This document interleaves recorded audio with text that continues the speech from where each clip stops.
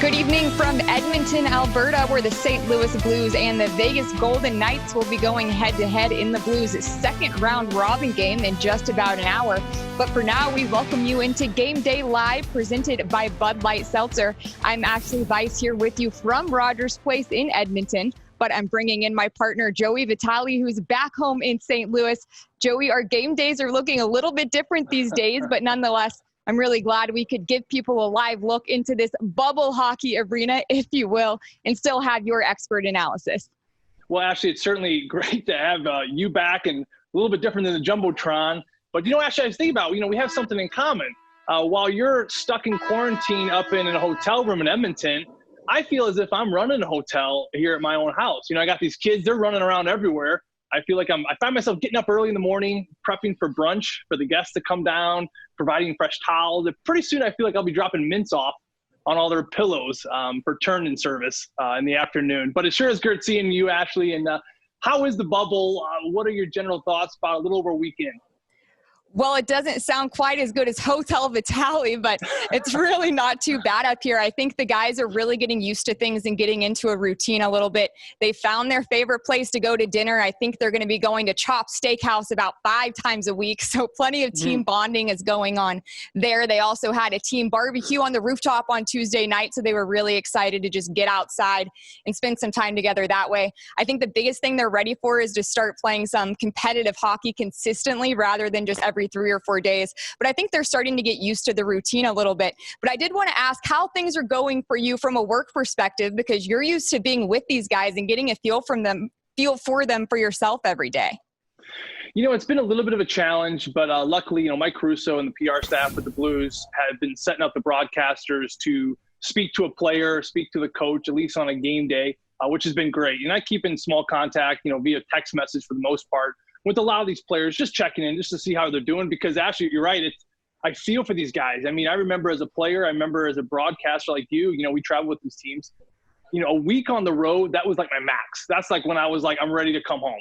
So for this to be creeping up on 2 weeks, and we're still not even in the first round yet, my heart really goes out to these players, and it is crazy to think that what they're going through off the ice and how that's kind of can somehow impact the game on the ice. But no, definitely it's one of those crazy things.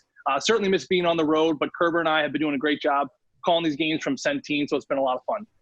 Well, since you've been talking to some of these guys, I'm sure you've noticed that not too much changes day to day here in the bubble in Edmonton, but there was one change this week as Ivan Barbashev returned home for the birth of his first child. So first and foremost, a huge congratulations to the Barbashev family and best wishes to them throughout this process. But as far as what that means for the Blues lineup, looks like Mackenzie McEachran will be coming in to take his place. Also a chance, Craig Berube said that Jordan Kyrou will be taking the spot of Robert Thomas tonight. So the Blues depth kind of being tested early on here, but that's a big positive for this team. No, it's going to be a big positive, Ashley. You look at both of these players in Kyrou and McEachran, and you're going to see something very differently in tonight's game. You're going to see a little bit more speed. No disrespect to the other players, but Mackenzie McEachran, Grant Stanbrook said he's one of the most fluid skaters that he's seen in a long time. And if you watch him, I encourage all kids, watch number 28 tonight. Watch the way he skates. For a big guy, he moves his legs so well. He chugs them down the ice. He's got a great stride, a very sexy stride. The other one, Jordan Kyrou, just as quick, just as fast. And Jordan Kyrou really started to find his game, I think, before this pause. He always had the speed, but I think the decision-making really picked up for him right around January and February. So look for both of those players here in the game here tonight. Ivan Barbashev is certainly going to be missed, not only for what he does on the ice, but the off-ice presence as well. So looking forward to having him back, hopefully by the first round. And, actually, I'm excited to see him back. There is something called baby energy when these guys, especially when you have your first child, something happens in the hormonal system of women when they have a baby. You have this surge of energy, and you need it because your babies are up all night. And that's just the way I guess biologically we're kind of wired. And the same thing goes for these players too. They had that energy as well. So I'm excited to see 49 back on the ice, because I think he's going to be a little spark plug here for the Blues. Well, that explains your energy, Joey. 4 kids for you. I guess that explains why you're so hyper all the time, huh? Well, what's funny, I'm drinking coffee as we speak, and, I got this on Father's Day. This super dad belongs to, and it's my kids' names and their favorite Disney character. Super dad, that's me, and these are my kids. So, yeah, keep the coffee running. Well, love it. Well, let's take a listen into what the Blues locker room had to say about getting Mackenzie McEachern into the lineup tonight. Well, they're very important, whether it's McEachern or Barbashev. That's a real important line for our team. I think they, really they get us going in the right direction a lot of nights on the forecheck, physical play, just hard-working hockey, checking. We use them. We use them against top lines. We use them for momentum. There's a lot of things that we use that line for, and going forward, they're going to be big here in the playoffs. We know what Mac brings to our line and what he can do. We're going to be a little bit more faster skating fourth line, and just like normal, is try to get it in and kind of go to work and frustrate the other team's top lines. Yeah, it's definitely pretty exciting. First taste for me personally to get a playoff or postseason experience, so I'm definitely pretty excited to get things going there. Well, Joey, speaking of the fourth line, it's been a huge line for the Blues for quite some time. But my question to you is, with these empty arenas, without those hostile environments on the road or those emotions that the fans bring, how much more of a role do these energy guys play in the lineup? And how much more pressure is on a guy like maybe Oscar Sundqvist to really get things going and being engine to get the team going? It's a fabulous question, Ashley, and it's something that I've kind of thought about a lot, especially with this Blues team, because the style of hockey that makes them successful is that energetic, aggressive, Craig Berube, blue-branded hockey. Now, with that, it requires one thing. It requires energy, like you just said. It requires a lot of energy. For previous playoff games, this is uncharted territory. In the past, you show up to games, there's police officers shutting down streets. There's parades of fans at the Enterprise Center. There's police escorts. You show up for warm-ups. There's a whiteout in Winnipeg with 18,000 people already in the building. That's the stuff that gets the players' adrenaline going. That's where the energy starts, and you feel it. And then when the game starts, bam, you're going. This is different. These players are getting dressed in their tracksuits, for better or worse. Some kids are wearing sweats. They walk over. It's quiet getting over to the rink.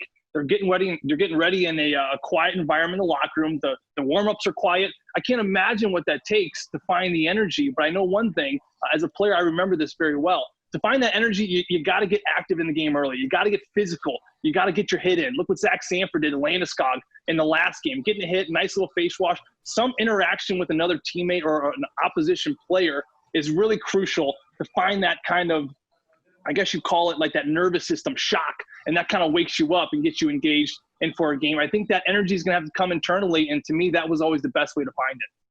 Well, hopefully that energy will lead to some production, which is what Jim Thomas will touch on in today's storyline, brought to you by the St. Louis Post-Dispatch.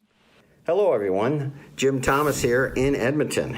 In Sunday's round-robin opener to Colorado, the Blues got good defense and excellent goaltending from Jordan Binnington in a last-second, now make that last tenth of a second loss to the Avalanche. Tonight against Vegas, you don't need to be Scotty Bowman to figure out what needs to be done.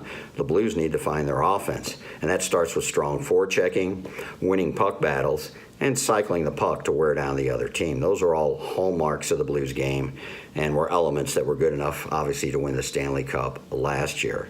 Coach Craig Berube has talked about progressively ramping up the Blues game here in the round robin to get ready for the elimination rounds next week. It starts with kicking the offense into gear. That's tonight's Post-Dispatch storyline. Enjoy the game. Thanks, Jim. And Joey, just to wrap things up a little bit, the Vegas Golden Knights are going to be feeling good heading into this game after a huge comeback win over the Dallas Stars on Monday night, a 4-goal third period for them. The Blues, on the other hand, really needing to get some momentum going of their own before games start to really matter. So how do the Blues take the wind out of the sails of the Golden Knights and start getting things rolling in their direction?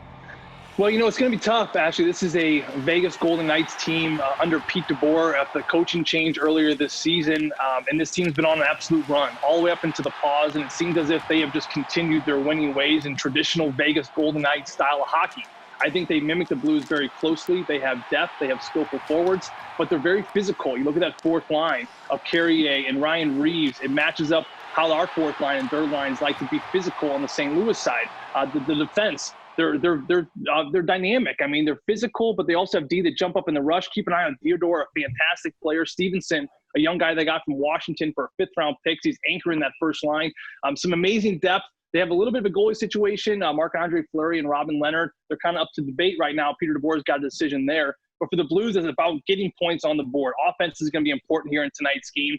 And how do they do that? They do that from manufacturing offensive zone time. They're not necessarily a rush team. They're going to get their chances. They're going to get their goals from sustained offensive zone pressure. And that's going to come back to what we talked about earlier, having the energy to forecheck, be second man on battles, hard on battles, getting to the inside of this tough defense. I think if the Blues do that, they'll be in good shape.